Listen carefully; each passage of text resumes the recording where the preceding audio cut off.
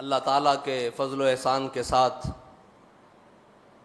और उसके ख़ास फ़ज़ल के साथ हमने अपनी ज़िंदगी में रमज़ानुल मुबारक के महीने को पाया।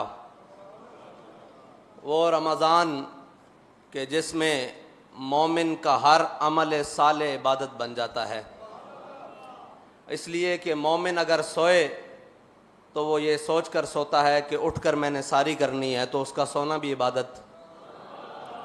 और जब वो सारी कर लेता है तो फिर वो सोचता है मैंने नमाज के लिए घर से निकलना है, तो वो भी इबादत।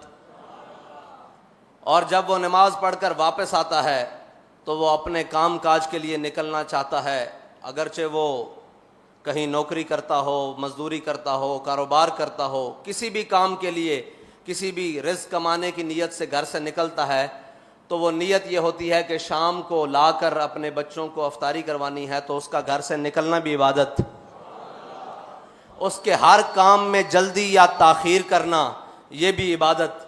तो रमज़ान वो महीना है जिसके अंदर अल्लाह ताला ने मोमिन के हर अमल साले को इबादत बना दिया है। और अल्लाह के फ़ज़ल से हमने रमज़ान को पाया।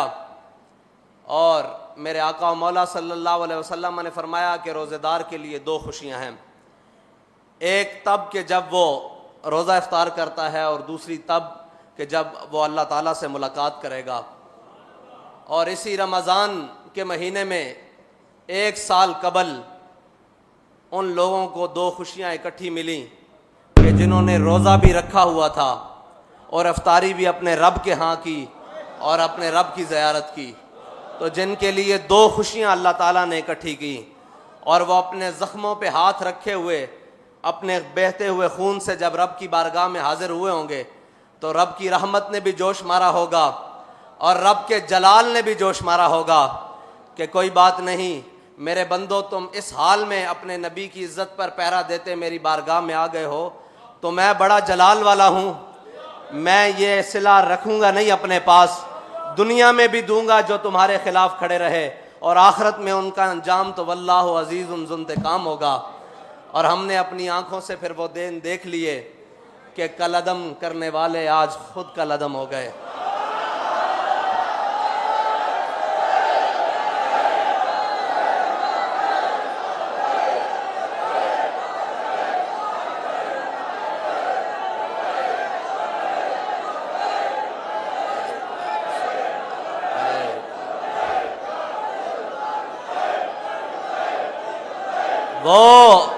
वो इक़्तिदार जिसकी खातिर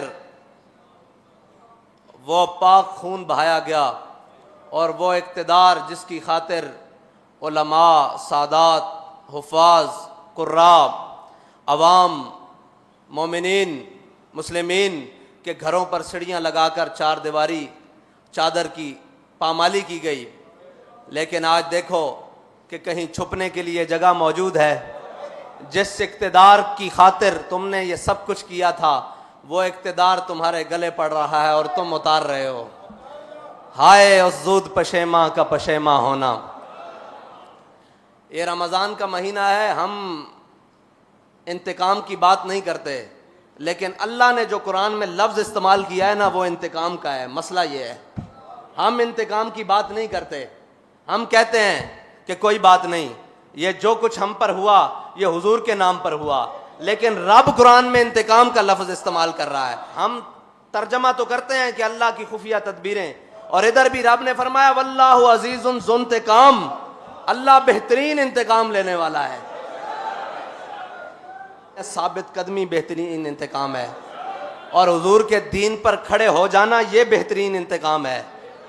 और वो जो शहादत का रुतबा पाकर रब की बारगाह में पेश हो गए, अभी तो ये दिन देखा है हमने, अभी तो जिस दिन आप अदालत बैसी वो दिन बाकी है, और उस दिन के लिए इंशाअल्लाह हमने अपना ईमान सलामत लेकर वहां तक जाना है।